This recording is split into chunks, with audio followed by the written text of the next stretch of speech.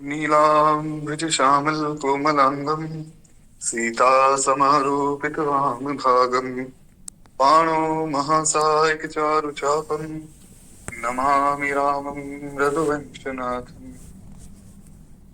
वर्णानामृतसंहानां रसानां छन्दसामपि मङ्गलानां च कर्तारो वन्दे वाणिविनायको भवानी शङ्करो वन्दे श्रद्धा विश्वासरूपिणो याभ्यां विना न पश्यन्ति सिद्धां स्वान्तसमीश्वरम्। माता रामो पिता रामचन्द्र स्वामी सखा रामचन्द्र सर्वस्य मे रामचन्द्रो दयालु नान्यं जाने नैव जाने न जाने।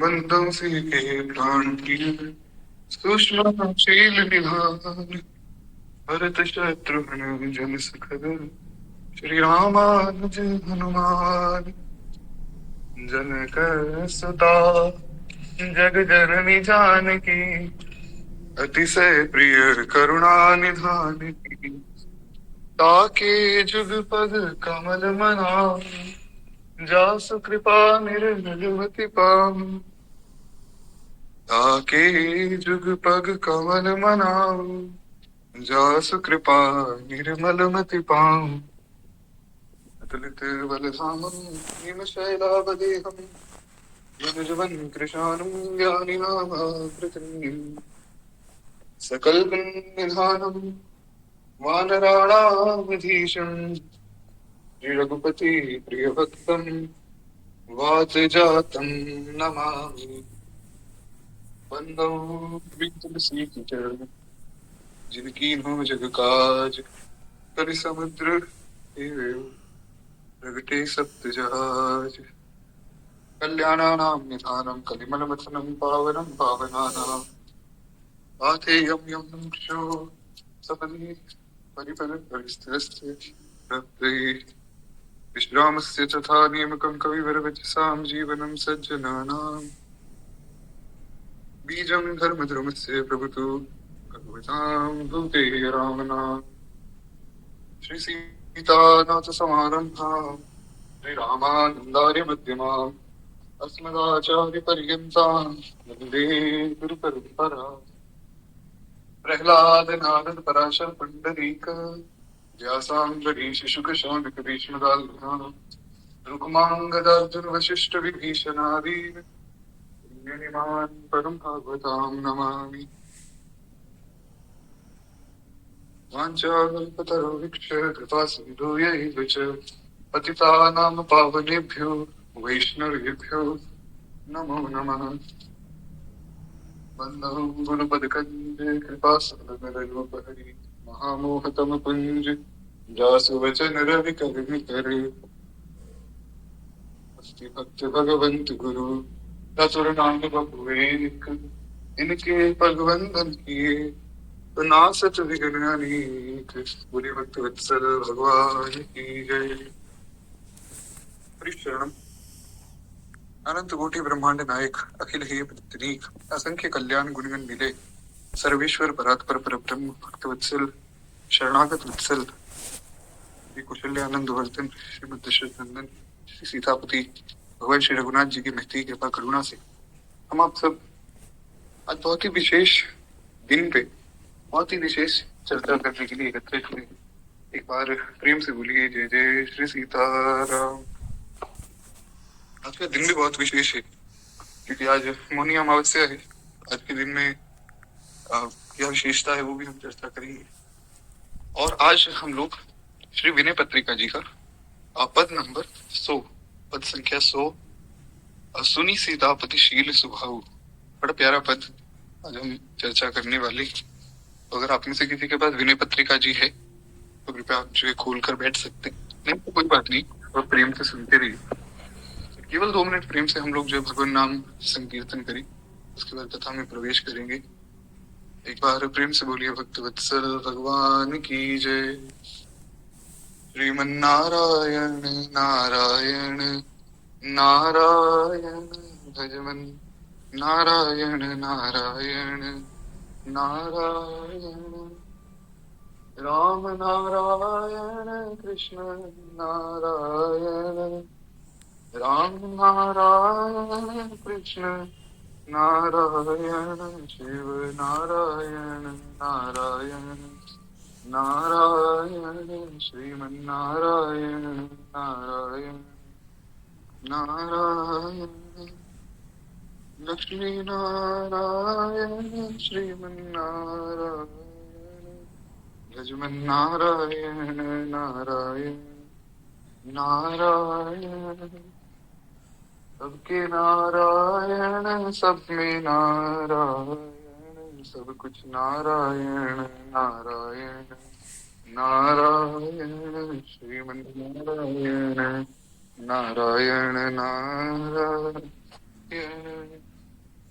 भजमन्नारायण भजले नारायण जपले नारायण नारायण नारायण श्रीमन्नारायण नारायण नारायण भक्तवत्सल भगवान की जय। तो खैर हम लोग हमारी कथा में प्रवेश करें। अभी तक हमने उस पद का प्रथम चरण इनकी प्रथम पंक्ति को सुना था। एक बार पहले जो है पूरा पद हम वापस सुनेंगे, उसके बाद जो है पद की हम व्याख्या करेंगे। बड़ा प्यारा बड़ा अद्भुत पद है। गोस्वामी जी महाराज कहते हैं, सुनी सीतापतिशील स्वभाव सुनी सीतापतिशील स्वभाव मोदन मन तन पुलक नयन जल सोनर खे हर खाव सुनि सीतापतिशील स्वभाव सुनि सीतापतिशील स्वभाव। बड़ा प्यारा भाव है महाराज। कल जैसा कि हम सुन रहे थे, सुनी सीतापतिशील स्वभाव।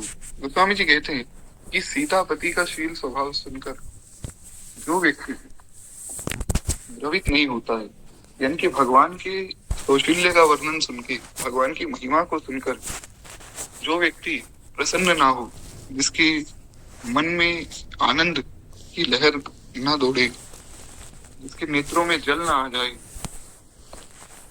और जिसका शरीर पुलकित ना हो जाए, तो नर खेहर खाऊ, इसका जो सर्वश्रेष्ठ भाव है वो हमारे श्री गुरुदेव भगवान बताते। वे कहते हैं कि यहाँ गोस्वामी जी ये कहना चाहते हैं कि जो भगवान की कथा को सुनकर, भगवान की कृपा को सुनकर, भगवान की कृपा को देखकर और सुनकर, दोनों ही तरीके से जो व्यक्ति द्रवित नहीं होता है, भगवान के आश्रित नहीं होता है, भगवान के शरणागत नहीं होता है, वो मनुष्य कहलाने का अधिकारी ही नहीं। क्योंकि देखिए क्या है कि सभी अपराधों को क्षमा किया जा सकता है। संसार में ऐसा कोई अपराध नहीं जिसको क्षमा नहीं किया जा सकता। और भगवान तो महाराज बड़े कृपालु, भगवान का तो स्वभाव ही है क्षमा करना। भगवान के स्वभाव में क्षमा करना है। जैसे जैसे मान लीजिए कोई एक व्यक्ति है जिसका स्वभाव है गुस्सा करना, तो आप उन्हें कोई छोटी से छोटी बात भी कहेंगे, उन्हें छोटी से छोटी बात पे गुस्सा आ जाएगा। उसमें गलती उनकी नहीं है, गलती है उनके स्वभाव की। क्योंकि स्वभावो दुर्दिक्रमा, रावण को मंदोदरी ने समझाया कि जब आप जानते हो कि राम जी भगवान हैं, आपको मारने के लिए आए हैं, भगवान से आप जीत नहीं सकते हो, आपने हारना ही है, आपकी हार तय है, तो जब आपको सब कुछ पता है तो फिर आप क्यों नहीं छोड़ देते हो सीता जी को? आप उन्हें वापिस करके भगवान से क्षमा मांग लो, भगवान क्षमा कर देंगे।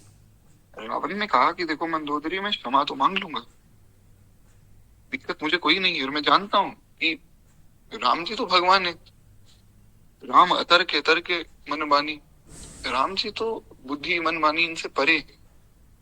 परंतु दिक्कत ये है कि मैं क्षमा मांग नहीं सकता हूँ। मंदोदरी ने पूछा क्यों महाराज? रावण ने कहा कि मेरा स्वभाव बन चुका है सबको कष्ट देना, और अहंकार मेरा स्वभाव है, मैं अपने स्वभाव को छोड़ नहीं सकता हूँ, स्वभाव छोड़ा नहीं जाता है।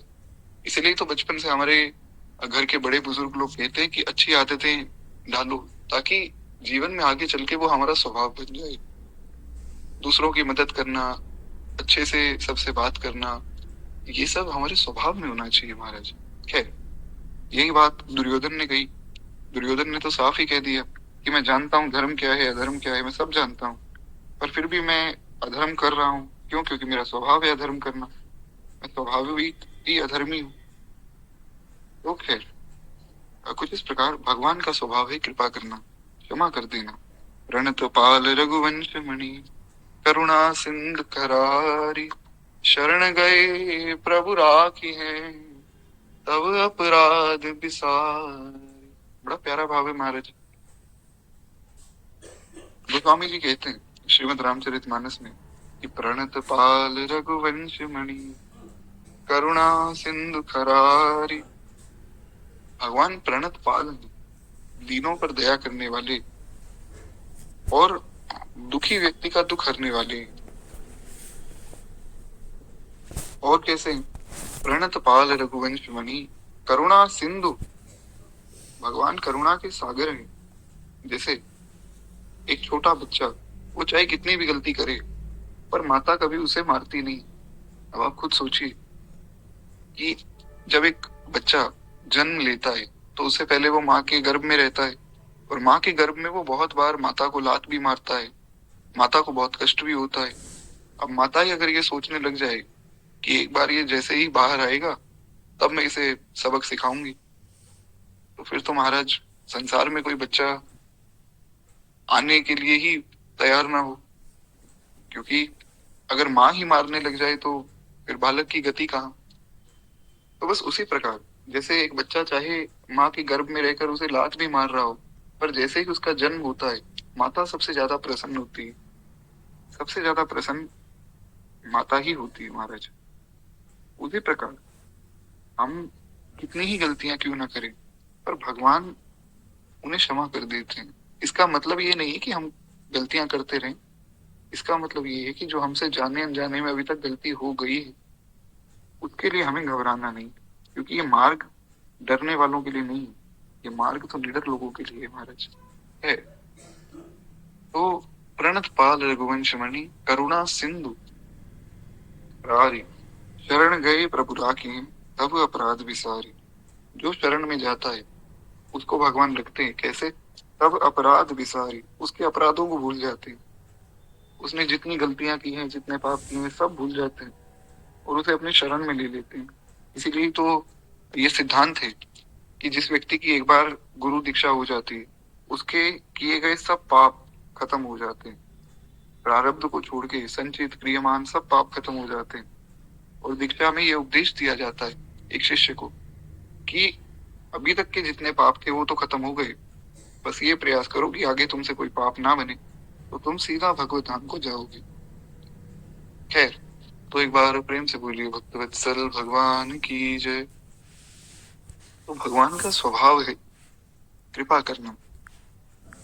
इसीलिए गोस्वामी जी ने कहा सुनी सीतापति शील स्वभाव। तो महाराज ये शील क्या है? तो इस शील का वर्णन श्री प्रहलाद जी और इंद्रदेव की एक कथा प्राप्त होती है।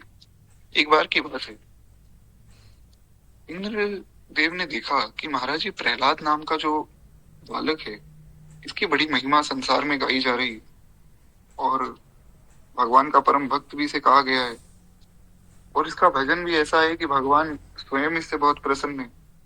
अब कहीं कल को चल के ये प्रहलाद मेरी गद्दी मांग ले तो क्या होगा? तो इंद्रदेव ने प्रहलाद जी की परीक्षा लेने का विचार किया महाराज, और इंद्र जी बन गए ब्राह्मण। ब्राह्मण का रूप धारण करके और इंद्र प्रहलाद जी के यहाँ पहुंचे और वहां जाकर उन्होंने कहा कि हे प्रहलाद जी महाराज, मैं बड़ी दूर से आया हूँ और आपसे मैं कुछ ज्ञान लेना चाहता हूँ, कुछ सीखना चाहता हूँ।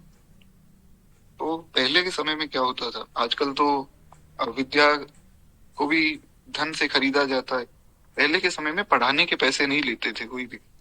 आज भी ऐसे बहुत से आचार्य हैं, अभी भी काशी में से बहुत से विद्वान हैं, अयोध्या में से बहुत से विद्वान हैं, श्री धाम वृंदावन में से बहुत से विद्वान हैं जो पढ़ाने के पैसे नहीं लेते।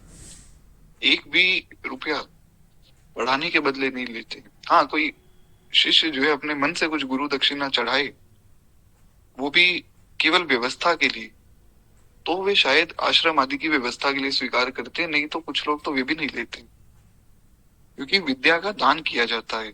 खैर, तो प्रहलाद जी के पास जब इंद्र पहुंचे, तो प्रहलाद जी ने कहा कि भैया देखो, हम तुम्हें ज्ञान तो देंगे, पर पहले ज्ञान की पद्धति क्या होती थी कि ऐसे सबको ज्ञान नहीं दिया जाता था। दिक्कत ये है कि आजकल सबको ज्ञान दिया जा रहा है और सब कोई ज्ञान दिए जा रहा है, तो उससे दिक्कत ये हो गई कि समाज में बहुत सी कुरीतियां चल गई।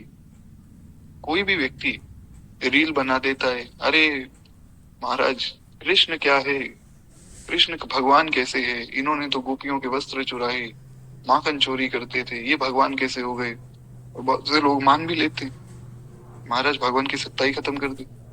तो ऐसे भी बहुत से मूर्ख लोग हैं संसार में। इसलिए पहली बात तो ये कि सबसे ज्ञान लेना नहीं चाहिए और सबको ज्ञान देना भी नहीं चाहिए। आपको कुछ पता है, ठीक है, अच्छी बात है, आपको पता हो, अपने जीवन में पालन कीजिए।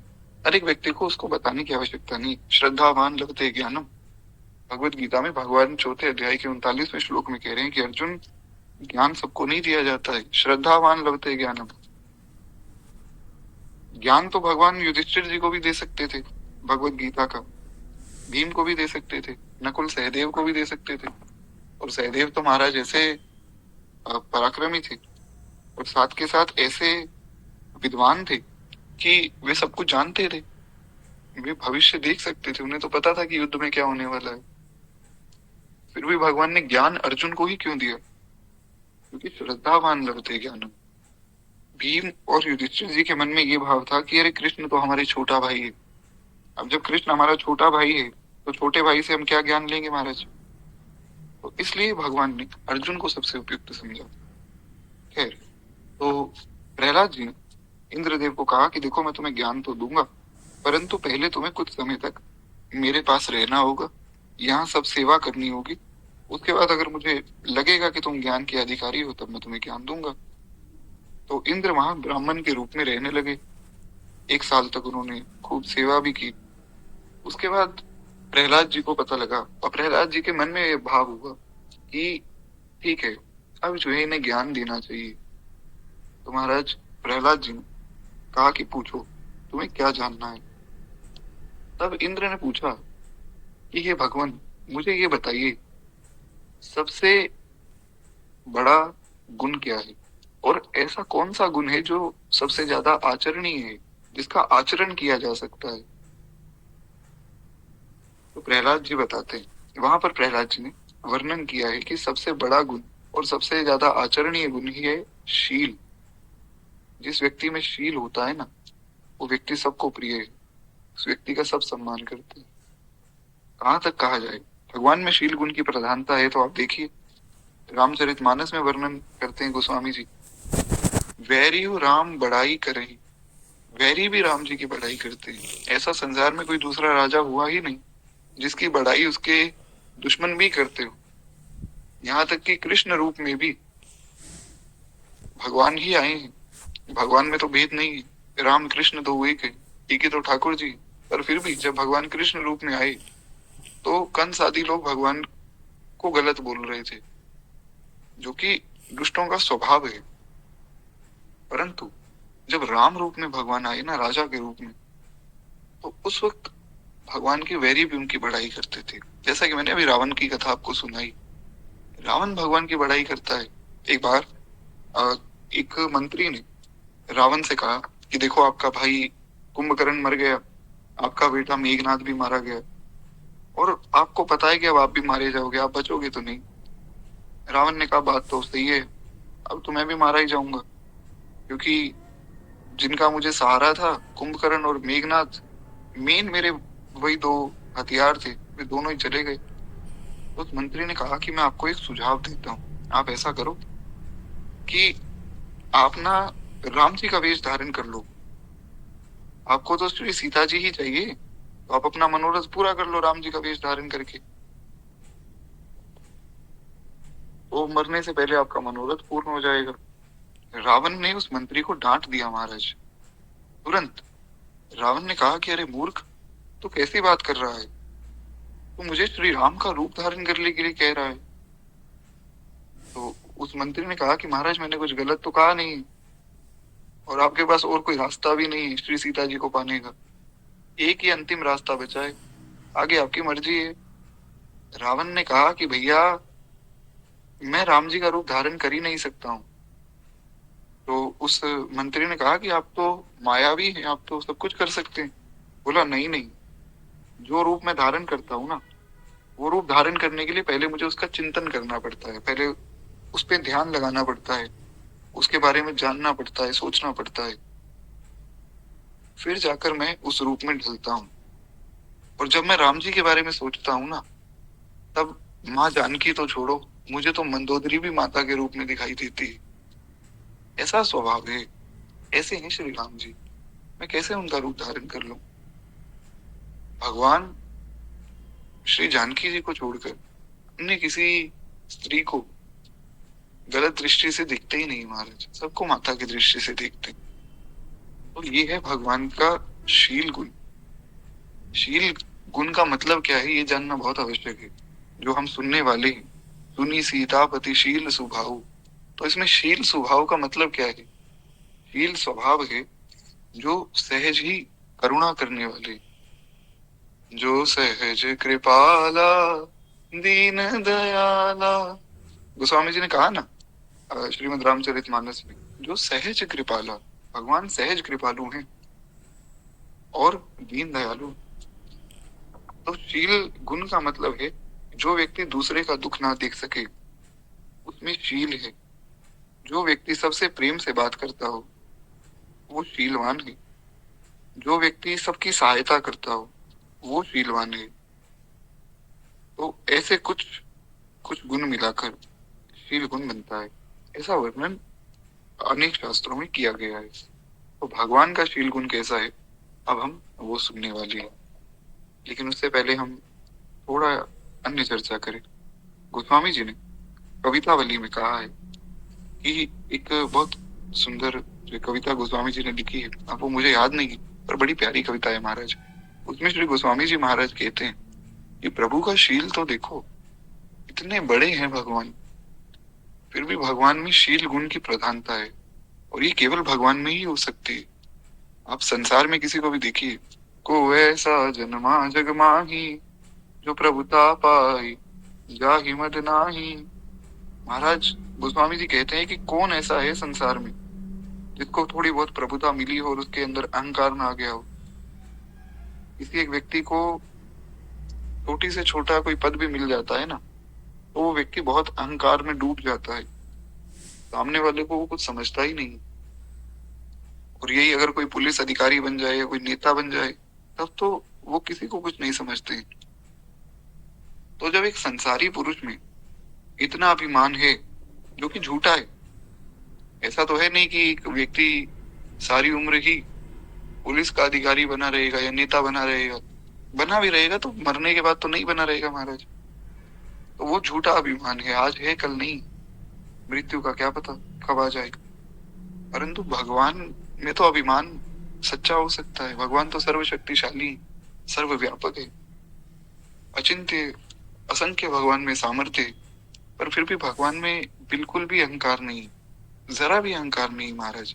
और यही है भगवान की भगवत्ता, और ये केवल भगवान में गुण है। ये गुण अन्य संसार में कहीं भी नहीं, देवताओं में भी नहीं। देवताओं को भी बहुत अहंकार है कि हम तो देवता हैं महाराज, पर भगवान में बिल्कुल भी नहीं है महाराज। तभी तो इतने बड़े भगवान श्री यशोदा जी के हाथों उखल से बंध जाते, उखल से बंध के भगवान रोने लगते। नहीं तो भगवान को कौन बांधे? दुर्योधन भगवान को बांधने चला था, भगवान ने कहा कि मूर्ख तू मुझे बांधेगा? मुझे बांधना है तो पहले जाके आसमान को बांध, पहले जाके सारी धरती को बांध, इस हवा को बांध, मुझे कहाँ तुम लोग बांधोगे? लेकिन वही भगवान जब माँ यशोदा डांटती है, तब माँ यशोदा के डर से बंध जाते हैं, खुद ही बंध जाते हैं। और माँ यशोदा छड़ी लेकर भगवान के पीछे दौड़ती है, तो वो भगवान जिनके सामने काल थर थर कांपने लग जाता है, वो भगवान डर जाते हैं। तो कहने का आशय ये है कि भगवान में ही ये शील गुण हो सकता है। भगवान जैसा शील तो केवल भगवान का है महाराज। क्या है? इसीलिए गोस्वामी जी ने उस पद में बड़ी प्यारी बात लिखी है। गोस्वामी जी कहते हैं कि प्रभु आप ईशों के ईश हैं, हे श्री राम, आप काल के भी काल हैं, आप में फिर भी इतना गुण है। सुलभ तुलसी हूसे को, उस पद की जो अंतिम पंक्ति है उसमें गोस्वामी जी कहते हैं कि सुलभ तुलसी हूसे को, यानी कि मुझ जैसे दीनहीन व्यक्ति को भी आप सुलभ हो जाते हैं। ये आपका शील गुण है। हम पर कितनी कृपा की है भगवान ने कि हम सबको भी भगवान कितने सुलभ हो गए अपनी कथा के माध्यम से, अपने नाम के माध्यम से। तो ये भगवान का शील। इसलिए कवितावली में, दोहावली में, सब में जो है गोस्वामी जी ने बहुत ज्यादा वर्णन किया भगवान के शील का। भगवान की कथा का मतलब ही है भगवान के शील गुण का वर्णन करना। चाहे वो कोई भी कथा हो, राम कथा हो, रामायण हो, रामचरितमानस हो, श्रीमद् भागवत हो या अन्य कोई रामायण हो, सब में भगवान के शील गुण का वर्णन किया गया है। तो ऐसा है भगवान का ये शील गुण। इसलिए तो श्री भरत जी ने कहा ना, मैं जानू निज नाथ स्वभाव, अपराधी पर कोह न काहू। ये हम आगे इस चौपाई का भी अर्थ सुनेंगे। तो अभी हम जो है हमारे पद में प्रवेश करें। एक बार प्रेम से बोलिए भक्तवत्सल भगवान की जय। जैसा कि हमने कल चर्चा की थी कि खूब विस्तार में इस पद की चर्चा करेंगे। आज और कल में प्रयास करेंगे 2 दिन में पूरा हो जाए। सुनी सीतापति शील स्वभाव। गोस्वामी जी कहते हैं श्री सीतानाथ श्री राम जी का शील स्वभाव सुनकर जिसके मन में मोद न मन, तन पुलक नयन जल, सोनर की हर काऊ। जिसके मन में एक उमंग, एक आनंद नहीं होता है, जिसका शरीर पुलकित नहीं होता है, जिसके नेत्रों में अश्रु नहीं आते हैं, वो मनुष्य कहलाने के अधिकारी ही नहीं। वो तो धूल फांकता है। जैसे एक जानवर वो कहीं भी कुछ भी खा लेता है, वैसे ही वो व्यक्ति जो भगवान की कथा सुन के भी भगवान का नहीं होता है, वो जानवर के समान है। और गोस्वामी जी ने ये बात तो रामचरितमानस में तो एकदम ही साफ कही है, बस प्रभु छाड़ी भजी जहियाना, ते नर प्रभु बिन पूछ समाना। कहते महाराज, जो ऐसे भगवान को, इतने कृपालु भगवान को छोड़कर भी किसी और को भजते हैं, पीर मजारों पे जाके पूजा कर रहे हैं या अन्य कहीं किसी को भज रहे हैं, संसार में किसी की पूजा कर रहे हैं, तो वो नर तो पशु हैं बस बिना पूंछ के। बस उनकी पूंछ नहीं, बाकी है तो वो पशु ही। खैर, तो दूसरी पंक्ति में बड़ी प्यारी बात भी कहते हैं, सुन सीतापति शील स्वभाव, सुनी सीतापति शील स्वभाव। कहते हैं शिशुपन ते पितु मात, बंधु गुरु सेवक सचिव सखाऊ। कहत राम विदु बदन रिसोहे, सपने हु लख्यो न काऊ। सुनि सीतापति शील स्वभाव, सुनि सीतापति शील स्वभाव। कहते महाराज, शिशुपन ते पितुमात, बंधु गुरु सेवक सचिव सखाऊ। कहते बचपन से ही माता पिता भाई गुरु और सेवक यानी कि नौकर, सचिव यानी कि मंत्री, और सखाऊ यानी कि मित्र, तो अपने माता पिता भाई गुरु नौकर मंत्री यही कहते कि हमसे किसी ने स्वप्न में भी श्री रामचंद्र जी के मुख पर क्रोध नहीं देखा। भगवान को गुस्सा आता ही नहीं, भगवान के स्वभाव में ही नहीं है क्रोध। ये बात गोस्वामी जी बहुत बल देकर कह रहे हैं। कहते हैं कहत राम विदु बदन रिसोहे, सपने हो लख्यो न काऊ। भगवान के चेहरे पर गुस्सा आया ही नहीं। आना तो बहुत दूर की बात है, कभी स्वप्न में भी किसी ने भगवान को गुस्सा करते नहीं देखा है। भगवान को कभी गुस्सा नहीं आता है महाराज। इतने कृपालु हैं, इतने कृपालु हैं कि कोई भगवान को कुछ गलत भी बोल रहा है तब भी प्रेम से सुन रहे हैं। और इसकी उदाहरण है शिशुपाल। शिशुपाल भगवान को रोज गाली देता था, रोज, नित्य उसका नियम था। जैसे एक वैष्णव का नियम होता है कि रोज सुबह उठना है, भगवान की कथा सुननी है, उसके बाद भगवान का नाम जप करना है, भगवान की सेवा करनी है, भगवान की स्तुति करनी है, तो अनेक महात्माओं के अनेक नियम है। कोई कुछ स्तुति करता है, कोई कुछ स्तुति करता है, सब अपने अपने हिसाब से भगवान को कुछ ना कुछ सुनाते महाराज। ऐसे ही शिशुपाल का नियम था कि नित्य उठकर वो भगवान श्री कृष्ण को गाली देता था। भगवान को गाली देता था तो महाराज भगवत अपराध है। पर भगवान फिर भी शांत रहते थे। क्यों? क्योंकि शिशुपाल की जो माता है वो भगवान की बुआ जी लगती है। तो बुआ जी ने भगवान को रोका हुआ था कि देखो कन्हैया, ये तो मूर्ख है, ये तो कुछ जानता नहीं, पर तुम तो समझदार हो, तो तुम इसे क्षमा कर दो, मेरे नाते क्षमा कर दो। तो भगवान कहते थे कोई बात नहीं बुआ जी, अरे मुझे कोई फर्क नहीं पड़ता है। परंतु देखो क्या है कि हर एक चीज की एक सीमा है। There is a limit to everything. तो जब वो लिमिट क्रॉस हो जाती, जब वो सीमा के ऊपर कोई चला जाता है ना, तब उसे दंड मिलना चाहिए। क्योंकि अगर तब उसे दंड नहीं मिलेगा, संसार में बहुत गलत प्रभाव पड़ेगा उसकी बात का। अब मान लीजिए कोई व्यक्ति आए और वो कहे कि जी हम तो भारत देश को खत्म करेंगे और हम यहाँ पर खूब आतंक मचाएंगे। अगर ऐसे व्यक्ति को दंड ना मिले, सरकार सोचे कि कोई बात नहीं, कह रहा है तो कहने दो, हमारे अंदर तो शील गुण होना चाहिए, तो उस वक्त अगर वो ऐसा कहेगा तो कितने लोग उससे इन्फ्लुएंस हो जाएंगे और कितने लोग ऐसे गलत काम कर भी देंगे। अब वो व्यक्ति चाहे करना चाहता हो चाहे ना करना चाहता हो, बाकी लोग तो कर ही देंगे।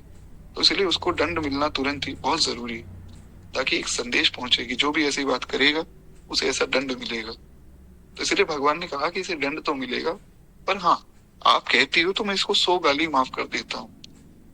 जब तक ये मुझे गालियां दे रहा है कोई बात नहीं, अगर इसने एक बार में मुझे 100 बार कुछ गलत बोला फिर मैं इसको मार दूंगा। तो वो शर्त जो है बुआ जी ने भी मान ली। अब एक दिन महाराज शिशुपाल तो भड़क गया और ऐसा भड़का कि शुरू हो गए, ये तो ग्वाला है, तुम कहाँ इसे परम पूज्य बना रहे हो। अरे सबसे पहली पूजा तो जो यहाँ पर भीष्म जी बैठे हैं, द्रोणाचार्य जी बैठे हैं, जब युधिष्ठिर जी का राजसूय यज्ञ हो रहा था ना, उस वक्त की बात है। तो पहली माला भगवान के गले में डाली गई, क्योंकि युधिष्ठिर तो जानते हैं कि भगवान है। तो वहां शिशुपाल ने खूब भगवान को गालियां दी। तब भगवान ने क्रोध करके और शिशुपाल का गला काट दिया। परंतु वास्तव में देखा जाए, भगवान को तब भी क्रोध नहीं आया। भगवान तब भी शांत ही थे, मुस्कुरा रहे थे। दंड देने के लिए भगवान ने गला काट दिया। भगवान को गुस्सा नहीं आता है, क्योंकि अगर भगवान को गुस्सा आ जाए तो महाराज मनुष्य की तो क्या चले, काल जिनके सामने थर थर कांपता है, सोचे क्या हाल होगा इस पूरे संसार का। इसलिए भगवान कहते हैं सब मम प्रिय सब मम उपजाए। मुझे सारा संसार प्रिय है, चाहे कोई अच्छा है चाहे बुरा है, चाहे पापी है चाहे लोभी है चाहे कामी है, क्योंकि सब मम उपजाए, सब मेरे ही बच्चे हैं। अगर मैं इन पे क्रोध मैं करूंगा ना, तो फिर संसार बचेगा नहीं। सोचिए लक्ष्मण जी ने जब क्रोध किया था महाराज जनक की सभा में, ऐसा क्रोध था, लक्ष्मण जी ने कहा कि जहां पर जिस सभा में रघुवंशी बैठे हो और जिस सभा में साक्षात श्री राम बैठे हो, उस सभा में अगर कोई ये बात कह दे कि संसार क्षत्रियों से विहीन हो गया है, महाराज जनक आपकी हिम्मत कैसे हो गई ये बात बोलने की। मेरे भैया मुझे आज्ञा दें, तो ये धनुष तो क्या चीज है मेरे सामने, हम तो बचपन से ऐसे धनुष से खेला करते थे। मैं पूरी पृथ्वी को गेंद की तरह उठा के पटक दूंगा, कच्चे घड़े की तरह पूरे ब्रह्मांड को तोड़ दूंगा, अगर मेरे भैया आज्ञा दें तो जब लक्ष्मण जी का ऐसा क्रोध है कि जो पूरे ब्रह्मांड को कच्चे घड़े की तरह तोड़ देंगे, तो सोचिए साक्षात भगवान को अगर गुस्सा आ जाए क्या हो सकता है। इसलिए भगवान कभी भी गुस्सा नहीं करते, भगवान के स्वभाव में ही गुस्सा नहीं। कोई भी बात हो भगवान शांत रहते। पिताजी ने कहा कि राम तुम्हें राजा बनाया जा रहा है, बोले बना दो पिताजी। अगले दिन कह दिया, अगले दिन भी नहीं कुछ घंटों बाद, 4-5 घंटों बाद कहा कि राम तुम्हें वनवास मिलेगा। ठीक है पिताजी, जैसी आज्ञा। ना कोई गुस्सा ना कोई दुख, चुपचाप चले गए। ऐसा भगवान का स्वभाव। सुनी सीतापति शील स्वभाव। तो कहते हैं शिशुपन थे पितु मात बंधु गुरु सेवक सचिव सखाऊ, कहत राम विदु बदन रिसोहे, सपने लख्यो न काऊ। वे कहते हैं कि हमने सपने में भी कभी नहीं देखा कि श्री राम जी को गुस्सा आया हो। पिताजी के सामने तो भगवान गुस्सा वैसे भी नहीं कर सकते, क्योंकि पहले तो बहुत मर्यादाएं होती थी। आजकल तो पिता का कोई सम्मान ही नहीं घर में, लोग समझते हैं। आजकल दिक्कत ये है कि सबको ये लग रहा है हम बहुत समझदार हैं, और इस कारण से बाकी लोगों को तो छोड़ें, लोग अपने आप को अपने माता पिता से भी ज्यादा समझदार समझ लेते हैं। उन्हें लगता है कि हमारे माता पिता को क्या पता है, ये लोग पुराने जमाने के लोग हैं। आजकल जमाना बदल गया तो हम सब कुछ जानते हैं, तो माता पिता का कोई सम्मान नहीं करता है। परंतु वास्तव में देखा जाए तो माता पिता सब जानते हैं और हम कुछ नहीं जानते। खैर, तो पहले के समय में मर्यादाएं हुआ करती थी। माता पिता के सामने बालक मर्यादा में रहता था, और उनका बहुत सम्मान जो बालक करते थे, आजकल कोई भी नहीं करता है। इसलिए हमारे श्री गुरुदेव भगवान कहते हैं कि आपको रोज नित्य सुबह उठते ही सबसे पहला काम ये करना चाहिए कि अपने माता पिता के चरणों में मस्तक रख के प्रणाम करना चाहिए। रात काल उठी के रघुनाथा, मात पिता गुरु ना वही माथा। ये राम कथा केवल कथा नहीं कि महाराज खूब प्रेम से हम बैठे कथा सुने। राम कथा का पालन करना है जीवन में, और कृष्ण कथा का नहीं, कृष्ण वाणी का पालन करना है। गीता में जो भगवान ने उपदेश दिया वो मानना है, और यहाँ रामचरितमानस में जो भगवान ने करके दिखाया है सो करना है। क्या दिनचर्या है श्री राम जी की। प्रातः काल उठ के रघुनाथा, सबसे पहली बात तो राम जी प्रातः काल उठते हैं, और माता पिता गुरु ना वही माता, माता पिता और गुरुदेव के चरणों में मस्तक रख के उन्हें प्रणाम करते हैं। तो खैर, अब पिताजी के सामने तो भगवान मर्यादा में रहते हैं, तो गुस्सा नहीं करते हैं। माता, माँ से कौन गुस्सा करेगा। उसके बाद बंधु, भाई, भाई बताते हैं भगवान के कि जब तक हम गुरुकुल में भैया के साथ रहे, या हम कभी भैया के साथ खेलने जाते थे, भैया को कभी गुस्सा नहीं आता था। अब भरत जी भगवान के भाई, तो भरत जी जब भगवान को मनाने जा रहे थे, रास्ते में किसी ने प्रश्न किया, ये क्या भगवान मानेंगे, आपको क्या लगता है। तो निषाद राज गुरु ने कहा कि बात तो सही है, क्या भगवान मान जाएंगे। और अगर मान लो भगवान ने आपको डांट दिया फिर, या युद्ध हो गया फिर, मतलब कैसे आप भरत जी जाओगे। हमारी बात मानो, आप रहने दो, मत जाओ। भरत जी ने कहा कि भैया कैसी बात कर रहे हो। अरे मैं जानो निज नाथ स्वभाव, अपराधी पर को न काहू, मुँह पर कृपा स्नेह विशेषी, खेलत कुनिस न कबहू देखी। क्या अद्भुत चौपाई है महाराज। मन करता है कि इस एक चौपाई पे 10-12 दिन प्रेम से कथा हो। बहुत अद्भुत। इस एक चौपाई में ही भगवान के शील का वर्णन हो जाता है, देखा जाए तो कितनी सुंदर बात है। भरत जी कह रहे हैं कि मैं जानो निज नाथ स्वभाव। अरे भैया, कैसी बात कर रहे हो। सबको कह रहे थे कि भाई राम जी आपको अपनी शरण में नहीं लेंगे, क्योंकि भगवान चले गए, आपको दुखी नहीं देखना चाहते। भरत जी ने कहा कि मैं अपने नाथ का स्वभाव जानता हूँ, मैं अपने स्वामी का स्वभाव जानता हूँ। अरे जो अपराधी पर गुस्सा नहीं करते, वो मुझ पर क्या गुस्सा करेंगे। अपराधी पर कोह न खाओ, भगवान को अपराधी पे भी गुस्सा नहीं आता है। इसलिए तो हम लोग भगवान की शरण में हैं। आप खुद सोचिए, ये मैं नहीं कह रहा हूँ, क्योंकि ना तो मेरे अंदर वो सामर्थ्य है और ना ही मैं उतना योग्य हूँ कि मैं आप लोगों को कुछ कह सकूं। आप सब भक्त वैष्णव हैं, मैं तो अदम दीनहीन पापी हूँ। पर आप अपने हृदय पे हाथ रख के एक बार अपने आप से, जितने लोग कथा सुन रहे हैं, एक बार अपने आप से पूछिए कि जितनी कृपा श्री ठाकुर जी की हम पर हुई है, क्या हम उस कृपा के पात्र हैं। जितनी कृपा श्री गुरुदेव भगवान ने हमें प्रदान की है, क्या हम उस कृपा के पात्र हैं। क्या हमारी दिनचर्या वैसी है, क्या हमारा आचरण वैसा है कि हमें इतने समर्थ सदगुरु मिले, हमें इतने समर्थ भगवान मिले। क्या सच में हम इस कृपा के लायक हैं। कि मैं कुछ नहीं कह रहा हूँ, क्योंकि मैं तो जानता हूँ मैं तो बिल्कुल ही दीनहीन हूँ। मुझ जैसे पापी का निर्वाह तो केवल भगवान की शरण में ही है। पर आपको अपने आप से ये प्रश्न पूछना है, अभी पूछना है, इसी वक्त अपने हृदय पे हाथ रख के, कि क्या सच में हमारे ऊपर जितनी कृपा हो गई, क्या हम उस कृपा के पात्र हैं। महाराज, इतनी कृपा, इतनी कृपा अस स्वभाव सुनहु नहीं देखो।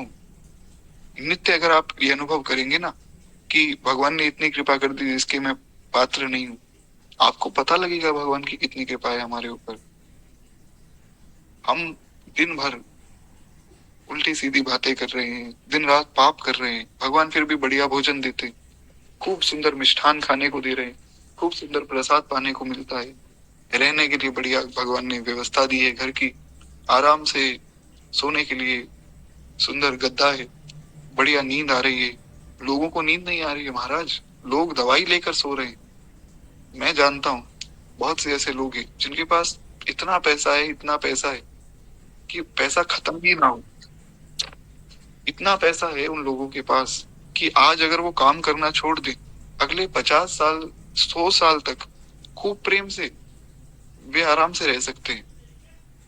पर दिक्कत ये है कि उन्हें सोने के लिए दवाई लेनी पड़ती है, खा नहीं सकते हैं कुछ, इतनी बीमारियां लगी है कि डॉक्टर ने मना कर दिया कुछ भी नहीं खाना है, केवल एक सादी रोटी और दाल, उसमें भी नमक मिर्च भी नहीं डालना है, एकदम कच्ची दाल। ये हालत है संसार की। और भगवान ने कितनी कृपा की, सुबह सुबह भगवान 5:30 बजे हमें उठा रहे हैं, हम कथा सुन रहे हैं। भगवान की कथा सबको नहीं मिलती है, ये भगवान की कथा देवताओं को दुर्लभ है। भगवान ने मनुष्य का शरीर दिया, इससे बड़ी कृपा क्या होगी। साधन धाम मोक्ष कर द्वारा, साधन का धाम मोक्ष का द्वार। 84 लाख योनियों में केवल एक मनुष्य शरीर ऐसा है जो भजन कर सकता है। सोचे कितनी भगवान की कृपा है कि 84 लाख योनियों में भटक रहे थे हम, हमें भगवान ने मनुष्य योनि में लाकर खड़ा कर दिया कि भैया भजन कर लो, पार हो जाओगे। क्या हम सच में उस कृपा के लायक हैं? जितनी कृपा भगवान ने की, ऐसे समर्थ सदगुरु भगवान ने दे दिए, क्या उन सदगुरु देव के शिष्य बनने योग्य हम हैं? क्या कृपा है गुरुदेव भगवान की।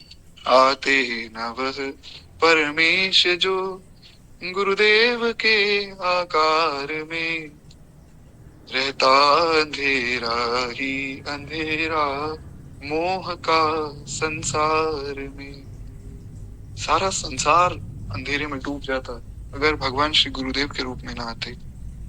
इतनी कृपा की श्री गुरुदेव भगवान ने, ना कोई हमें बहुत कठोर तपस्या बताई। ये किसी भी संप्रदाय में कहीं भी आप चले जाइए, सब संप्रदाय में यही मान्यता है कि भैया नाम जपो, नाम जप से कल्याण होगा।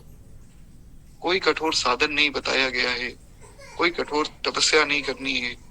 कितनी कृपा की है श्री गुरुदेव भगवान ने, श्री भगवान ने। इसलिए तो भरत जी कह रहे हैं, मैं जानऊ निज नाथ स्वभाव, मैं अपने नाथ का, अपने स्वामी का स्वभाव जानता हूँ। वो अपराधी पर कोह न खाओ, भगवान अपराधी को भी क्षमा कर देते हैं। हम दिन भर पाप कर रहे हैं, भगवान सब पापों को क्षमा कर रहे हैं, सब पापों को नजरअंदाज कर रहे हैं। अगर हर एक व्यक्ति को हर एक पाप की सजा मिलने लग जाए ना, तो एक व्यक्ति एक क्षण भी जिंदा ना रह सके। इतने पाप हम कर चुके हैं, पर फिर भी भगवान क्षमा कर रहे हैं। क्यों? क्योंकि भगवान का स्वभाव है। भरत जी कह रहे हैं कि अपराधी ही पर कोह न खाओ, भगवान अपराधी को भी क्षमा कर देते हैं।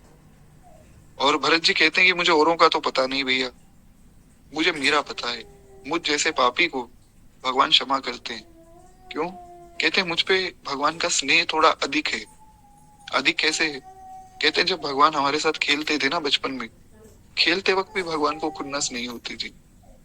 खुन्नस तो आप सब जानते हैं ना, एक किसी व्यक्ति पे बहुत ज्यादा क्रोध आ रहा हो और मन कर रहा हो कि बस ये व्यक्ति मेरे सामने से चला जाए वरना मैं इसे मारूंगा, वो बात भगवान में कभी भी नहीं आई।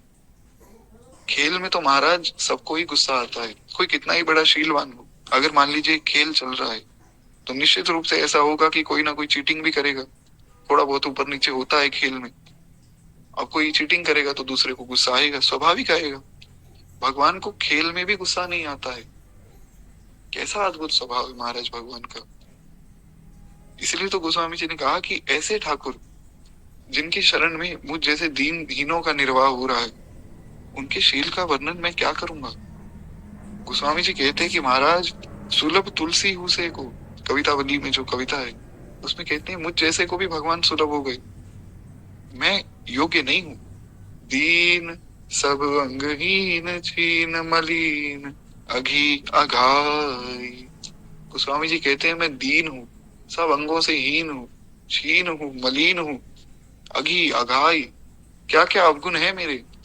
अगर नाथ देखोगे अवगुण हमारे, तो हम कैसे भव से लगेंगे किनारे। अगर नाथ देखोगे, भक्त कहता है प्रभु अगर मेरे अवगुण आप देखने लग जाओगे तो भवसागर तो बहुत दूर की बात है, मैं तो जीने योग्य नहीं हूँ। बड़ी प्यारी एक स्तुति हमारे कनक भवन में अयोध्या में की जाती है भगवान के सामने। ना हम कीने साधु सेवा, विप्रण दान, विप्रण दान, दियो नैया मोरी छोड़ो न भैया, सिया के सैया मोरी छोड़ो न भैया, अवध सैया। बहुत प्यारा भाव महाराज। कहते हैं प्रभु ना तो हमें ये पता कि दान क्या होता है, और ना हमने कभी किसी को दान दिया, ना हमने कभी साधु की सेवा की, हमें ना ये पता कि भजन क्या होता है। हम तो ये जानते हैं कि हम आपके हैं, इसलिए अवध सैया मोरी छोड़ो न भैया, हमें तो आपका सहारा है, अगर आप छोड़ दोगे फिर हम बच नहीं सकते। वो भाव आप सबने सुना होगा ना कि सदगुरु मैं तेरी पतंग, हवा विच उड़ती जावांगी। भक्त कहता है महाराज हे सदगुरुदेव, हे ठाकुर जी, मैं आपकी पतंग हूँ, हवा में उड़ रहा हूँ आपके बल पे। बाबा डोर हथों छड्डी ना मैं कटी जावांगी। अगर आपने डोर छोड़ दी ना हाथ से, प्रभु मैं कट जाऊंगा, मेरे अंदर बिल्कुल भी बल नहीं। हे नाथ, मैं केवल आपके बल से जीवित हूँ। ऐसा नित्य भगवान से कोई प्रार्थना करे ना आर्त भाव से, विश्वास मानिए भगवान सामने दिखाई देंगे। बहुत विश्वास के साथ ये बात मैं कह रहा हूँ। मेरी केवल इतनी बात अगर आप मान ले, घर में जो ठाकुर जी बैठे हैं ना, वो साक्षात आपके साथ खेलेंगे। भगवान बोलने के लिए तैयार हैं, हम बोलते नहीं है महाराज, इसलिए भगवान नहीं बोल रहे। परम पूज्य परम श्रद्धे स्वामी श्री गोपालाचार्य जी महाराज ऐसे अद्भुत महात्मा थे। अपने लड्डू गोपाल जी की सेवा करते थे, लड्डू गोपाल जी उनके साथ खेलते थे महाराज। ऐसे अद्भुत महात्मा। तो उनसे किसी ने पूछा कि ठाकुर जी कैसे मिलेंगे, बोले घर में ठाकुर जी विराजमान तो हैं, उनके साथ बात करो। बोले वो तो बात ही नहीं करते, वो तो एक मूर्ति है। तो बोले जब तक उन्हें मूर्ति समझोगे तब तक तो बात करेंगे नहीं। अब भैया भगवान से बात करोगे तो भगवान बात करेंगे, तुम बात ही नहीं करते हो, तुम लाड दुलार ही नहीं करते हो, भगवान खुद क्यों बात करें तुमसे। लाड दुलार करो एक बालक की तरह, निश्चित रूप से बात करेंगे, क्यों नहीं करेंगे। अरे साक्षात ठाकुर बैठे, विग्रह कोई मूर्ति थोड़ी, मूर्ति तो वो तब तक है जब तक दुकान में, मैं तो कहता हूँ तब तक भी नहीं। दास का तो ऐसा अनुभव है, लेकिन जब प्राण प्रतिष्ठा हो गई, जब घर में भगवान विराजमान हो गए, कहाँ मूर्ति रह गई। वो रामलला की प्राण प्रतिष्ठा हुई अभी, इतनी धूमधाम से हुई। जिन्होंने मूर्ति बनाई अरुण योगी राज जी, उन्होंने कहा कि महाराज विग्रह अंदर जाके बदल गया। वो मूर्ति रहती नहीं है ना, प्राण प्रतिष्ठा हो गई तो साक्षात भगवान आ गए। प्राण प्रतिष्ठा का अर्थ ही है कि भगवान आ गए, अंदर जाके भगवान की मुस्कान ही बदल गई, वो मूर्ति थोड़ी रह गई, साक्षात रामलला है। ओके, गोपालाचार्य जी महाराज का बड़ा प्यारा भाव कि खेलो उनके साथ नित्य बात करो, उनको सब बातें बताओ, वो तुमसे बात करेंगे, निश्चित रूप से करेंगे। व्यक्ति को केवल दीन बनना है, हमारे साधन से भगवान नहीं मिलने वाले, वो तो अपनी कृपा से मिलेंगे। बस भगवान को प्रसन्न करना है। एक बार प्रेम से बोलिए भक्त वत्सल भगवान की जय। तो भरत जी कहते कि मैं जानो निज नाथ स्वभाव, जो अपराधी पर को न काऊ। कहते मैं अपने नाथ का, अपने स्वामी का स्वभाव जानता हूँ। भगवान अपराधी पर भी गुस्सा नहीं करते। अरे मुझ पर क्रोध क्यों करेंगे। हाँ ठीक है, भैया चाहेंगे तो वापस आएंगे अयोध्या से, नहीं चाहेंगे तो नहीं आएंगे, वो तो उनकी इच्छा है, पर मुझ पर क्रोध नहीं करेंगे और मुझसे बात जरूर करेंगे, ये मेरा विश्वास है। ऐसा विश्वास लेकर चलिए। वही बात यहाँ पर गोस्वामी जी कह रहे हैं, भगवान को क्रोध आता ही नहीं, कभी भी क्रोध नहीं आता है महाराज। इतनी कृपा है श्री ठाकुर जी की कि नित्य कितने पाप बनते हैं, पर फिर भी मुझ जैसे पापी को मानस जी की कथा कहने का भगवान सौभाग्य दे रहे। वरना मुझ जैसे पापी में तो ऐसी सामर्थ्य भी नहीं है कि वो कथा सुन ले, फिर भी भगवान बड़ी कृपा कर रहे हैं। खैर, अगली पंक्ति में गोस्वामी जी कहते हैं, सुनि सीतापतिशील स्वभाव, सुनि सीतापतिशील स्वभाव, खेलत संग अनुज बालक नित, जोगवत अनट उपाव, जो जीत हारी चुचकारी दुलारत, देत दिवावत दाव, सुनि सीतापतिशील स्वभाव, सुनि सीतापतिशील स्वभाव। बड़ी प्यारी बात कहते हैं कि महाराज भगवान कैसे कि खेलत संग अनुज बालक नित, उनके साथ जो उनके अनुज हैं, तीनों छोटे भाई हैं, और नगर के अन्य जो बालक हैं वे भगवान के साथ खेलते, और जोगवत अनट उपाऊ, उनकी कुछ अनीति भी होती, जैसा कि अभी मैंने बताया कि खेल में अनीति होती है, उसमें गलत कुछ भी नहीं है। कोई छोटा बच्चा अगर खेल रहा हो ना, तो अपने मित्रों के साथ वो थोड़ा बहुत अनीति कर देता है, थोड़ी बहुत चीटिंग होती खेल में। कहीं भी आप लोगों ने अगर बचपन में बहुत से खेल खेले हो तो आपको ध्यान में होगा कि बहुत सी चीटिंग होती थी, हम खुद करते थे महाराज। तो सब बालक करते हैं, भगवान के छोटे भाई और जो बाकी नगर के बालक हैं सब एक साथ खेलते, तो सब चीटिंग करते हैं थोड़ी बहुत, पर भगवान सदा उनकी उस अनीति को, उस चीटिंग को देख के ही भी उन पर गुस्सा नहीं करते और उनको जिता देते हैं। ऐसा भगवान का शील गुण है। अब महाराज बड़ी प्यारी कथा प्राप्त होती है। भगवान को खेलने जाना था, दशरथ जी ने ढूंढी बिठवा दी, क्योंकि ये तो राम रूप है ना। भगवान कृष्ण रूप में आए तब तो ग्वाल बाल भगवान के दोस्त थे, अब ग्वाल बालों के साथ खेलने के लिए भगवान को कुछ बताना थोड़ी पड़ेगा घर में। वे तो आते ही ऐसे थे। मधुमंगल भगवान के सबसे प्रिय मित्र थे। वे 9 साल के थे, भगवान 4 साल के थे, वे थोड़े बड़े थे भगवान से। पर जैसे ही सुबह होती मधुमंगल पहुंच जाते महाराज, और मधुमंगल पहुंच के, अरे मैया, ओ मैया, निक लाला को भेज दे, मतलब कन्हैया को हमारे साथ भेजो, हम खेलेंगे। और मैया कहती, लाला तो सो रहे हुए, जा उठा ले। तो भगवान सो रहे, जाओ उठा लो। तो मधुमंगल अंदर जाते, भगवान सो रहे, सोते हुए भगवान का पांव पकड़ के खींचते। अब कोई सो रहा हो, उसमें भी कोई छोटा 4 साल का बालक सो रहा हो, उसको ऐसे खींचना कितनी गलत बात है, पर भगवान के मित्र ऐसा करते हैं महाराज। ब्रजवासी हैं, ब्रजवासी बालक थोड़े नटखट होते हैं स्वभाव से। आज भी जो ब्रजवासी बालक है ना, बाकी संसार के बच्चों से थोड़े ज्यादा नटखट हैं भी। अब ये नहीं सोचना है कि मधुमंगल ने कुछ गलत किया है, भगवान के मित्र हैं, इतना अधिकार है उनका। तो वो क्या करते हैं, जाकर सीधा भगवान को खींचते हैं और चलो चल लाला, खेल के आते हैं। तो भगवान तैयार हो जाते हैं कि चलो चलो। लेकिन यहाँ राम जी के साथ ऐसा नहीं है महाराज। ये राजा है, राजा धीराज के पुत्र हैं, चक्रवर्ती सम्राट है दशरथ जी। इंद्र भी जिनके आसन के सामने नतमस्तक हो जाए, ऐसे हैं दशरथ जी महाराज।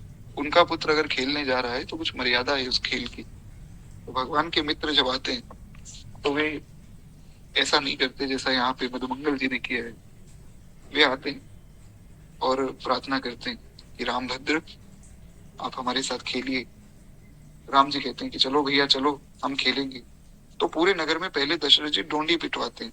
ये सब जो भगवान की बाल लीलाएं है ना, इसका वर्णन वाल्मीकि रामायण में और रामचरितमानस में थोड़ा कम है, पर जो गोस्वामी जी के अन्य ग्रंथ हैं, जैसे कवितावली है, दोहावली है, गीतावली है, उसमें बहुत वर्णन किया है महाराज।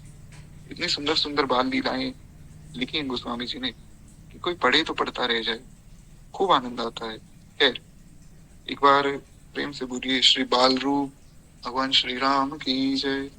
बालक रूप भगवान का बहुत अद्भुत है, वो चाहे कृष्ण रूप हो चाहे राम रूप हो, बाल रूप में भगवान सदा सर्वदा ही मंगलकारी रहे। जैसा कि हमने उस दिन भी चर्चा की थी कि परम पूज्य श्री राम सखी जी महाराज वे कहते थे कि भैया, छोटे बच्चे को मनाना है तो एक टॉफी दे दो मान जाएगा, बड़ा व्यक्ति नहीं मानता है, इसलिए हम तो बाल रूप की वंदना करते हैं। क्या है?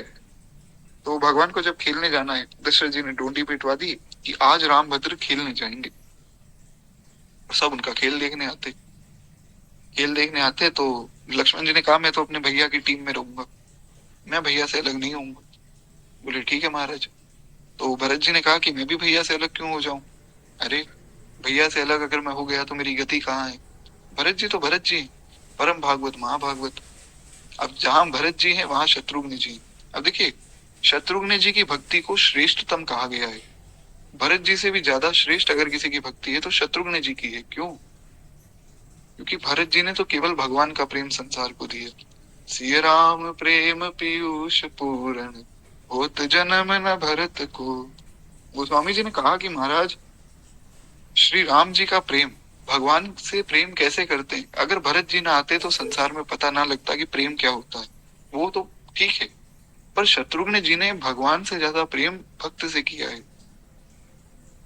किसी की सेवा में रहना बहुत कठिन कार्य है, क्योंकि सेवा में सेवक को खुद को भूलना होता है।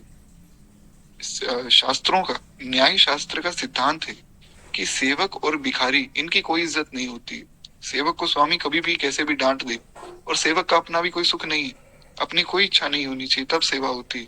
ऐसा नहीं कि महाराज हम तो रोज बढ़िया बढ़िया 56 भोग खाएंगे तभी भगवान को भोग लगेगा, नहीं तो हम कुछ और भोग लग गया भगवान को, हम नहीं खाएंगे।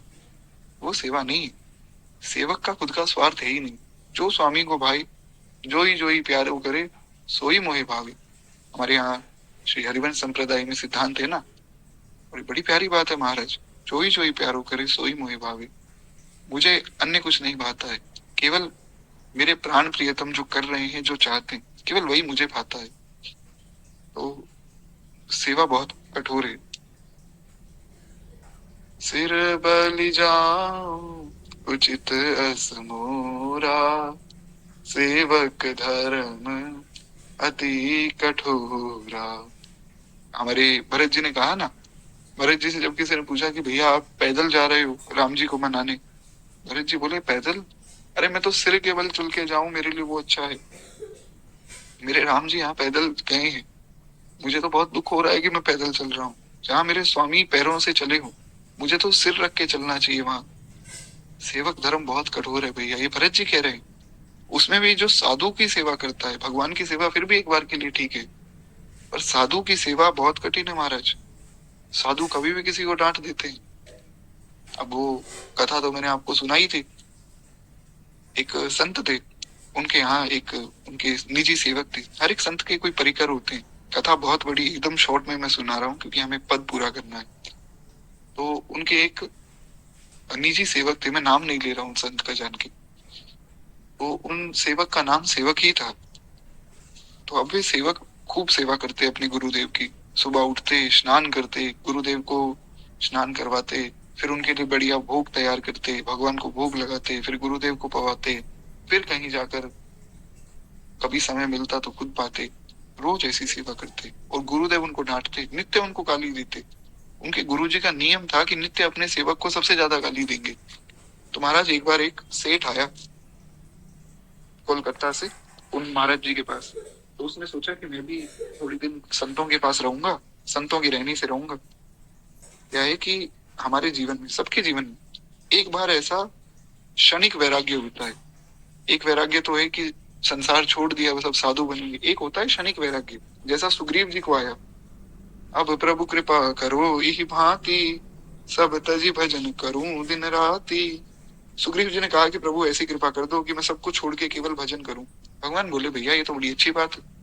पर जैसे ही सुग्रीव जी को राज्य मिला, 4 महीने के लिए भगवान को ही भूल गए, भोग विलास में पड़े रहे। तो एक क्षणिक वैराग्य सबके मन में आता है, सबको लगता है कि बस अब तो छोड़ छाड़ के भागना है। तो इसलिए जल्दी नहीं भागना चाहिए, क्योंकि बाद में फिर दिक्कत हो जाती है। खैर, तो उस सेठ को भी क्षणिक वैराग्य हुआ कि अब छोड़ छाड़ के संतों के पास रहेंगे। महाराज उस आश्रम में चले गए। आश्रम में उन्होंने देखा कि वो सेवक इतनी सेवा करता है बेचारा, और ये गुरुजी उसको डांटते हैं, मारते हैं, खूब गाली देते हैं। सेठ जी के मन में आया कि बताओ बेचारे पे क्या बीत रही होगी। बेचारा एक तो सेवा कर रहा है, उसको ये गुरुजी मार रहे हैं, पर गुरुजी को मैं बोलूं कैसे? किसी में कितनी हिम्मत होगी? तो वो चुपचाप बेचारा देखता रहा। अब एक दिन क्या हुआ कि वो सेवक उन्होंने गुरुजी के लिए बढ़िया प्रसाद तैयार किया। इतने में कोई महिला आई। तो प्रसाद तैयार होता था एक टेंट में। टेंट में मतलब गुरुजी के लिए भोजन बनाते थे। तो उस टेंट में उस महिला ने थोड़ा सा उठाकर देखा कि भाई अंदर हो क्या रहा है, या अंदर क्या व्यवस्था है। और दूर ही आंगन में गुरुजी बैठे थे। गुरुजी ने देख लिया कि अरे इस महिला ने स्पर्श कर दिया, तो अपने सेवक को खूब मारा। महाराज अंदर गए उस टेंट के। जिस कढ़ाई में बढ़िया सुंदर भगवान के लिए पकवान बन रहे थे, वो कढ़ाई उल्टा दी, अग्नि बुझा दी, और सेवक को डंडों से मारा। इतना मारा कि वो सेवक बेहोश हो गए। क्या है कि जो साधु संत है ना, वे पवित्रता का ध्यान रखते हैं, इसलिए वे लोगों से वे स्पर्श भी नहीं कराते। हमारे यहाँ मलुक पीठ में अगर आप जाएंगे ना, तो मलुक पीठ में जो मुख्य पुजारी जी हैं, वे अपने चरण स्पर्श नहीं करवाते। दूर से वे कहते हैं भैया दूर से प्रणाम कर लीजिए, छूना मत, क्योंकि वे बहुत पवित्रता का पालन करते हैं। तो वही बात बस वहां पर उन महाराज जी ने देखी कि अरे महिला आई है, इसने हाथ लगा दिया, अब तो सब अनर्थ हो गया। खूब मारा। महाराज वो सेवक बेहोश हो गया। जैसे ही फिर 2 घंटे बाद होश आया, फिर से बेचारे ने सारा भोजन, सारे बर्तन धोए, बर्तन धोकर फिर वापस भोजन बनाया, चुपचाप एक शब्द नहीं बोला। वापस सारा भोजन बना के भोग लगाया, भोग लगा के गुरुजी को खिलाया। फिर गुरुजी को खिलाने के बाद गुरुजी के पांव दबाने बैठा। तो जब गुरुजी के पांव दबाने बैठा, तो महाराज आंखों से अश्रु बह रहे हैं, रात का समय, तो आंखों से अश्रु दिख तो रहे नहीं, पर जब पांव दबा रहे हैं तो पांव पे 1-2 बूंदे गिरी आंसू की। गुरुजी ने कहा क्यों भैया रो रहे हो, ज्यादा मार पड़ी आज इसलिए रो रहे हो? बोले नहीं गुरुजी, आपकी मार तो मेरे लिए दुलार है। मैं तो आज इसलिए रो रहा हूँ कि मैं आपकी सेवा करने में 2 घंटे लेट हो गया। मुझ पापी में इतनी सामर्थ्य नहीं थी कि मैं आपका दुलार सहने के बाद उठ सकता। मैं 2 घंटे तक बेहोश रहा, तो आपकी सेवा 2 घंटे लेट हो गई, मैं इसलिए रो रहा हूँ। ये है महाराज सेवा। गुरुजी ने कहा कि सेवक राम, तुम मेरे सबसे सच्चे शिष्य हो। उसके बाद जीवन में कभी गुरुजी ने सेवक राम को डांटा नहीं महाराज, कभी भी नहीं डांटा। और फिर प्रेम से रहते, कहते आज तेरी परीक्षा सफल हुई, मैं तो तेरी परीक्षा ले रहा था। और जब सेवक जी जा रहे थे ना वापस धाम, तो सबने कहा कि गुरुजी आज तो सेवक जी सुबह से उठे नहीं, शैया पे पड़े। गुरुजी ने कहा कि अच्छा लगता है आज सेवक राम वापस जा रहा है भगवान के यहाँ। तो गुरुजी आए दौड़कर, कहा कि हाँ भाई सेवक राम बताओ। बोले गुरुजी मैं जा रहा हूँ। तो जाओ, खूब प्रेम से रहो, तुम्हें कोई कष्ट नहीं होगा, तुम मेरे बल पे जा रहे हो, मैं तुम्हें भेज रहा हूँ। बोले गुरुजी बस एक अंतिम इच्छा है, मैं आपके चरणों का जल लेना चाहता हूँ, पर मैं झुक तो सकता नहीं हूँ। आप कृपा करके मेरे मुख में अपना चरण रखे, थोड़ा सा जल, थोड़ी सी चरण रज दे दीजिए। गुरुजी ने मुख के ऊपर चरण किया, चरण जल मिला, चरण रज मिली। सेवक जी बड़े प्रसन्न होकर गए महाराज। गुरुजी को दुख हुआ कि मेरा इतना अच्छा सेवक आज मुझसे अलग हो गया। हालांकि गुरुजी की तो नित्य स्थिति है ही श्री धाम में, भगवान के नित्य धाम में वे तो रहते ही, तो वहां वे उनकी सेवा स्वीकार कर रहे हैं। तो ये है सेवा। एक बार प्रेम से बोलिए भक्त वत्सल भगवान की जय। साधु की सेवा करना कोई आसान काम नहीं। साधु डांट देते हैं। हमारे यहाँ हमारे गुरुदेव भगवान के जो दूसरे गुरुदेव हैं श्री पहाड़ी बाबा महाराज, तो वे ऐसे महात्मा थे कि नरसिंह जी की तरह गरजते थे। दिन में एक बार केवल 1 गिलास दूध पीते थे और थोड़ा सा साग, बस। ना तो कुछ खाते थे, ना कुछ ज्यादा बोलते थे, अपना भजन करते रहते थे। और कहीं कुछ गलती हो गई, महाराज बहुत डांट देते थे। कोई मान लीजिए भगवान के लिए प्रसाद बना रहा है, तो उनका समय निश्चित था कि इतने समय में प्रसाद बन जाना चाहिए और इस समय भोग लग जाना चाहिए। जरा कोई 2-3 मिनट लेट होता तो उसको डांटने लग जाते, ए तेरी जय रे तेरी, सो रहा है, अंदर जाके सो रहा है, ऐसे 2-3 बार एक ही बात बोलते, ए तेरी जय रे तेरी। तो ऐसा डांट देते। उनके सामने किसी की बोलने की हिम्मत नहीं होती थी। केवल 1 गिलास दूध पीते थे, पर शक्ति ऐसी थी, महाराज जब वे बोलते थे तब ऐसा लगता था कि नरसिंह भगवान गरज रहे। महाराज ऐसे हैं साधु, तो उनके पास रह पाना बहुत कठिन। और उनकी सेवा करते हैं शत्रुघ्न जी, इसलिए शत्रुघ्न जी की भक्ति सबसे श्रेष्ठ है। शत्रुघ्न जी से श्रेष्ठ कोई भी नहीं हुआ है। एक बार प्रेम से बोलिए श्री शत्रुघ्न जी महाराज की जय। तो महाराज अब राम जी खेलने जा रहे हैं, लक्ष्मण जी तो राम जी की टीम में ही रहेंगे। भरत जी ने कहा मैं भी राम जी की टीम में रहूंगा। शत्रुघ्न जी ने कहा जहां मेरे भरत भैया रहेंगे मैं वहीं रहूंगा। और बाकी सब मित्र बोले हम भी राम जी की टीम में रहेंगे महाराज। और राम जी उदास हो गए। राम जी ने कहा भैया खेल होगा तो उसमें दो टीम बनेगी, दो दल होते हैं खेल में, एक दल से थोड़ी लड़ाई होती है। मान लो कबड्डी खेलनी है तो कबड्डी एक दल थोड़ी खेलेगा, दो दल चाहिए। तो राम जी को जैसे ही उदास देखा भरत जी तुरंत समझ गए।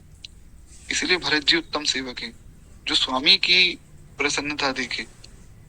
जेहि विधि प्रभु प्रसन्न मन होई, करुणा सागर कीजिए सोई। भरत जी ने देखा कि मेरे स्वामी उदास ना हो, इसलिए वे बोलते हैं कि कोई बात नहीं भैया, दूसरे दल में मैं चला जाता हूँ, मैं आपके विरुद्ध लड़ूंगा। लक्ष्मण जी ने कहा कि भरत भैया, मैं आपकी भक्ति पर कोई शक नहीं कर रहा हूँ, आपसे उत्तम भक्त तो कौन होगा, पर झूठ मूठ में ही कह देते कि नहीं मैं तो राम जी की टीम में रहूंगा। आपको बिल्कुल शर्म नहीं आई ये बात बोलते हुए कि नहीं मैं राम जी के विरुद्ध खड़ा हूँ। भरत जी ने कहा देखो भैया लक्ष्मण, भरत जी ने समझाया प्रेम से, ऐसा नहीं कि लक्ष्मण जी कोई उनकी भक्ति पर शक कर रहे हैं, ऐसा नहीं। भरत जी ने समझाया कि देखो जिसमें स्वामी की प्रसन्नता हो ना, हमें वो करना चाहिए। दो प्रकार के भक्त हैं, एक तो ऐसे भक्त है कि नहीं भगवान मैं आपको छोड़ूंगा ही नहीं क्योंकि मुझे आपका सहारा है और किसी का सहारा ही नहीं, वो है लक्ष्मण जी। गुरु पितु मात न जानो काहू, सत्य कहूँ नाथ प्रति आऊ। कहते हैं प्रभु मैं ना गुरु को जानता ना माता पिता को जानता, मैं केवल आपको जानता हूँ, मैं केवल आपका हूँ, आप केवल मेरे हैं। वो भगवान के चरणों को पकड़े बैठे, जैसे कोई छोटा सा बालक होता है। छोटा सा बालक खुद तो क्या करेगा, तो वो है लक्ष्मण जी। और एक ऐसे भक्त होते हैं, दोनों ही भक्ति श्रेष्ठ है, ऐसा नहीं कि लक्ष्मण जी की भक्ति कम है या भरत जी की कम है, दोनों ही श्रेष्ठ हैं अपनी अपनी जगह। दूसरे प्रकार के भक्त होते हैं वो जो स्वामी की प्रसन्नता देखते हैं, वो है श्री भरत जी। जेहि विधि प्रभु प्रसन्न मन हुई, करुणा सागर कीजिए सोई। प्रभु जिस विधि से आप प्रसन्न हो आप वो कीजिए, मुझे कष्ट देना है तो कष्ट दे दीजिए, मुझे आपको सुखी रखना है तो सुखी रख दीजिए, जैसा आपको उचित लगे। तो भरत जी महाराज दूसरे दल में पहुंच गए। अब जब भरत जी गए तो शत्रुघ्न जी ने राम जी से कहा कि भैया मेरे भरत भैया के साथ मैं अगर चला जाऊं तो आपको कोई आपत्ति तो नहीं। राम जी बोले नहीं नहीं शत्रुघ्न तुम जाओ। तो शत्रुघ्न जी गए भरत जी के पीछे पीछे। फिर कुछ एक दो मित्रों ने और कहा कि भैया हम भी दूसरे दल में चले जाएं ताकि टीम बराबर हो जाए। तो भगवान ने कहा बिल्कुल आप जाइए। अब महाराज खेल शुरू हुआ। अच्छा खेल भी कौन सा, गोस्वामी जी ने कवितावली में वर्णन किया है, भगवान खेल रहे हैं पोलो। पोलो का नाम आप लोगों ने सुना होगा, वो जो घोड़े पे बैठ के हॉकी खेली जाती है ना, उसे पोलो कहा जाता है। अब लोगों को लगता है कि ये खेल आज के, ये हमारे भगवान पहले ही खेल चुके हैं महाराज, कुछ भी नया हो ही नहीं सकता है। जो हो चुका है जो हो रहा है सब भगवान खेल चुके हैं। भगवान पोलो खेलते हैं, हॉकी खेलते हैं, कबड्डी खेलते हैं, सब खेल भगवान खेलते हैं। तो महाराज अब क्या है कि कोई व्यक्ति बीच में चीटिंग भी कर देता है तो भगवान कहते हैं नहीं नहीं ऐसा ही कह रहा है, ये ऐसा ही हुआ है, ऐसा ही हुआ है, यही जीता है। भगवान का स्वभाव है, यही तो बात गोस्वामी जी इस पद में बता रहे हैं। गोस्वामी जी कह रहे हैं कि महाराज खेलत संग अनुज बालक नित, जोगवत अनट उपाऊ। जीति हारि चुटकार दुलारत, देत दिवावत दाऊ। कहते महाराज जो बालक उनके साथ खेल रहे हैं वो थोड़ा बहुत चीटिंग भी कर रहे हैं, भगवान फिर भी कह देते हैं हाँ हाँ ये सही कह रहा है, ऐसे ही हुआ था, यही जीता है, यही जीता है, ऐसा उसको जिता देते हैं। किसी के दाव कम पड़ जाए तो उसको अपना दाव दे देते हैं कि कोई बात नहीं तुम मेरी तरफ से खेलो। सामने वाली टीम को दाव दे देते हैं कि भैया तुम हमारा दाव ले लो, तुम खेल लो। ऐसा स्वभाव तो महाराज ना कहीं सुनने में आता है ना देखने में आता है। खेल में तो कम से कम कर ही सकते हैं भगवान की, खेल में तो क्या दूसरे को जिताना, पर भगवान की करुणा कैसी, वे खेल में भी किसी को दुखी नहीं देख सकते। अब जब भगवान खुद जीत जाते हैं तो दूसरों को चुचकारते हैं। चुचकारना आप समझते हैं ना, जैसे छोटे बच्चे को दुलार किया जाए, एकदम छोटा बच्चा, छोटा बच्चा मतलब कोई 4-5 वर्ष का बच्चा नहीं, छोटा एकदम छोटा, 1-2 साल का जो बच्चा होता है उसको कितना प्रेम हर व्यक्ति प्रेम करता है, वैसे भगवान चुचकारते हैं उसे, कह रहे भैया तुमने ही तो मुझे जिताया है, अगर तुम ना हारते तो मैं कैसे जीतता। बहुत प्रेम से समझाते हैं महाराज। वो जब तक वो हंस ना दे, वो खिलखिला के ना हंस दे, तब तक भगवान पुचकारते रहते। भगवान के मन में बड़ा संकोच रहता है कि अरे देखो मेरी वजह से बेचारा रो रहा है, उसमें भगवान की क्या गलती, एक व्यक्ति जीतेगा एक हारेगा, तो नियम है खेल का। फिर भी भगवान को बड़ा संकोच हो जाता है। यही है भगवान का शील स्वभाव। सुनी सीता पतिशील स्वभाव। भगवान किसी की आंखों में अश्रु नहीं देख सकते, इसलिए तो अर्जुन को कह दिया, अर्जुन तुम घोषणा करो, अभी के अभी घोषणा करो कि कौन ते या प्रति जानाति न मे भक्त्या प्रणश्यति। मेरे भक्त का अनिष्ट नहीं हो सकता है, मैं अपने भक्त की आंखों में आंसू नहीं देख सकता हूँ। इसीलिए आप कभी अनुभव कीजिए, जो कि अभी हमने थोड़ी देर पहले चर्चा की, महाराज मन में भाव आने से पहले ही वो इच्छा पूर्ण हो जाती है। ऐसे हैं भगवान। अस स्वभाव सुनहु नहीं देखा। कागभूषुंडी जी कह रहे हैं गरुड़ जी को, ऐसा स्वभाव ना तो सुना है ना दिखा है, ऐसा ठाकुर जी का है। यार एक बार प्रेम से बोलिए भक्त वत्सल भगवान की जय। तो जब भगवान जीत जाते हैं तो महाराज चुचकारते हैं, दुलारते हैं, अपना दाव दे देते हैं अगले खेल में। जैसे मान लीजिए एक मैच हुआ, एक मैच में भगवान जीत गए, तो दूसरे मैच में जो बच्चा रो रहा था ना, जो थोड़ा परेशान हो गया कि देखो हम हार गए, तो उस बालक को अपना दाव दे देते थे कि भैया पिछली बार हम जीते थे, इस बार तुम खेलो, इस बार तुम जिताओ, अपनी टीम को जिता लो। तो सामने वाले दल को जिता देते, जान के हार जाते, जान के हारते ताकि मेरा भरत जीत सके। यही बात तो भरत जी ने कही कि मैं जानू निज नाथ स्वभाव। भरत जी कहते हैं मैं अपने नाथ का स्वभाव जानता हूँ। अरे बचपन में जान के जिताते थे मुझे, खुद हार जाते थे। अनंत अनंत कोटि ब्रह्मांड के स्वामी, अखिल हे अप्रत्यनीक, परात्पर पर ब्रह्म, माया के स्वामी, काल के स्वामी, देवताओं के स्वामी, चराचर जगत के स्वामी, वो भगवान जिनका एक प्रायवाची ही जीत है, वो मुझसे हारते थे, जान के हारते थे। क्या बताऊं मैं अपने स्वामी के स्वभाव के बारे में। भरत जी को जिता देते। अच्छा भरत जी को जिता देते तो लोग बड़े खुश हो जाते, देखो देखो हम जीत गए। पर भरत जी को बड़ा संकोच होता कि मैंने अपने भैया को हरा दिया। पर जैसे ही देखते भगवान की भरत जी को संकोच हो रहा है, भगवान सोचने का मौका ही नहीं देते। भगवान कहते लाओ भाई लाओ, मेरे भरत के लिए खूब इनाम लाओ, मैं अपने भरत को इनाम दूंगा। और अब राजा है, चक्रवर्ती सम्राट है, तो इनाम में कुछ चॉकलेट टॉफी तो देंगे नहीं। घोड़े हाथी ये इनाम होते थे महाराज भगवान के खेल में। भगवान की लीलाएं बड़ी अद्भुत हैं।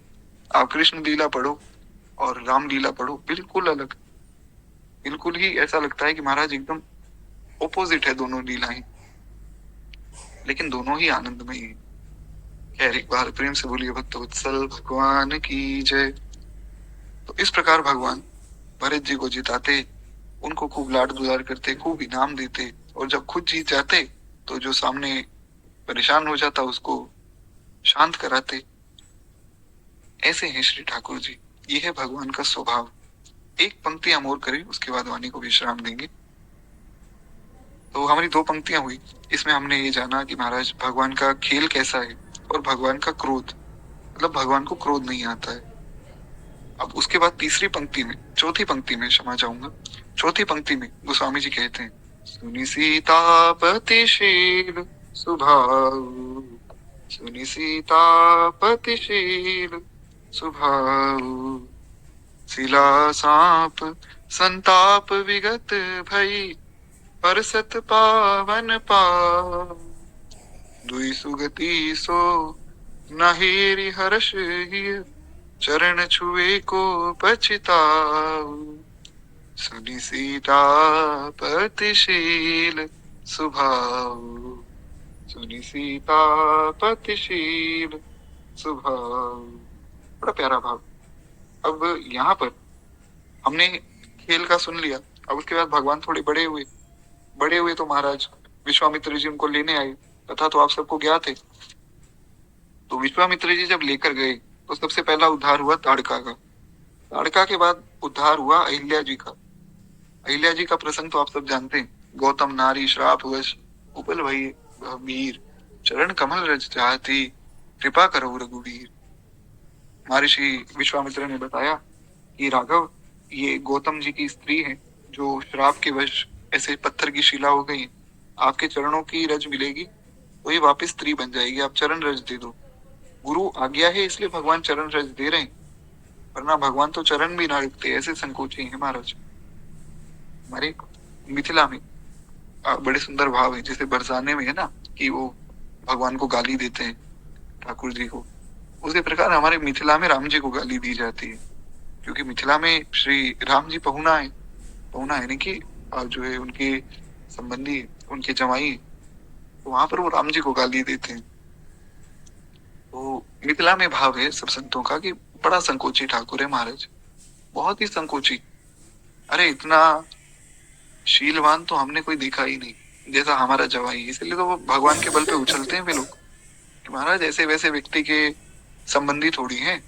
परम पूज्य श्री प्रयागदास जी महाराज की कथा मैंने आपको सुनाई थी, भगवान के बल पे उछलते थे कि तुम शायद मुझे जानते नहीं हो, श्री राम जी का साला हूं मैं, साधारण व्यक्ति समझ रहे हो।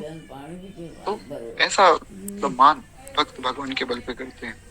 खैर, तो वे कहते हैं कि महाराज जब गौतम नारी का उद्धार हुआ, परसत पद पावन शोक न सावन, प्रगट भई तप पुंज सही देखत रघुनायक, जन सुखदायक सन्मुख हुई कर जोर रही।